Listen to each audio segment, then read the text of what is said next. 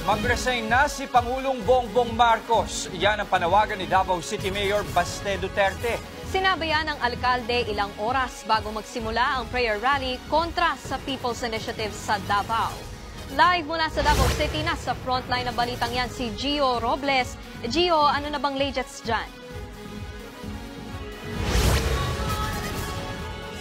Nikki, Jess, inaabangan na nga ang pagsisimula ng prayer rally kontra People's Initiative dito sa Davao City. Alas 6:00 magsisimula ang event kung saan libo-libo ang inaasahang makikiisa. Pero hindi pa man nagsisimula ang programa, hindi na nakapagpigil si Davao City Mayor Sebastian Baste Duterte. May init ang mga binitawan niyang salita laban kay Pangulong Bongbong Marcos.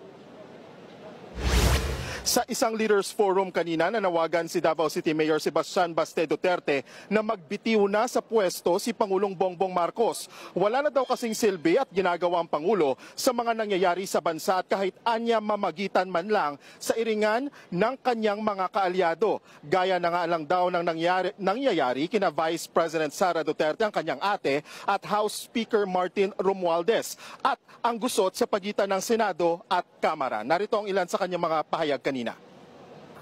Mr. President, kung wala kay gugma o wala kay aspirations sa imuhang nasod, resign.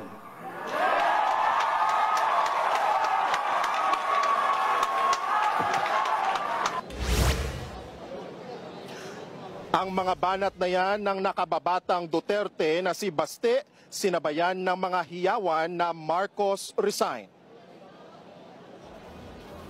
You are lazy and you lack compassion.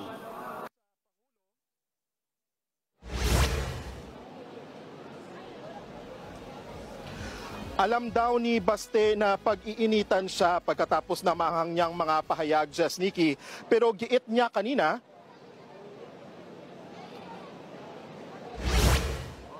maybe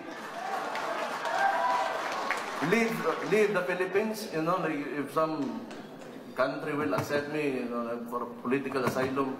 I'm just letting everybody know. Kay lisod ni unta dawaton ko ninyo diya, takas na lang ko. So, ha?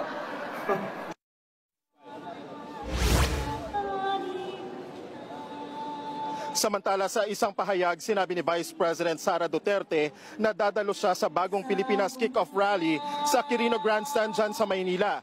Pakikiisa raw ito ng Vice at Education Secretary sa Administrasyong Marcos. Pero hindi raw ibig sabihin ito na hindi sinusuportahan ni VP Sara ang prayer rally dito naman sa Davao. Anya, kasama rin siya sa mga tumitindig laban sa isinusulong na charter change. Mahalaga raw na makita at maintindihan ng publiko ang panganib kung tuluyang amyendahan ang saligang batas na ilang politiko lang ang makikinabang. Jess, Nikki, balik dito sa lungsod ng Davao. Kasalukuyang maririnig ninyo, nagpapatuloy ang Santos na Misa dito sa San Pedro Cathedral. At sa makikita nyo naman sa likuran ko ay unti-unti na ring dumadating o yung pagdagsa ng mga sumusuporta nga dito sa prayer rally kontra charter change.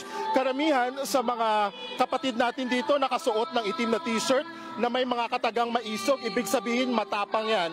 At meron din mga nakaputi, nakalagay naman doon na Davao City is not for sale. May mga sticker din na ipinamamahagi na kung mababasa ninyo, nakalagay, Protect the Constitution. Mamayang alas 6 ng gabi magsisimula ang event. Inaasahan natin na nadadalo dito si dating Pangulong Rodrigo Duterte at magsasalita muli si Davao City Mayor Baste Duterte. Balik muna sa inyo dyan, Jess, Nikki. Nag-uulat live mula sa Davao City. Maraming salamat, Gio.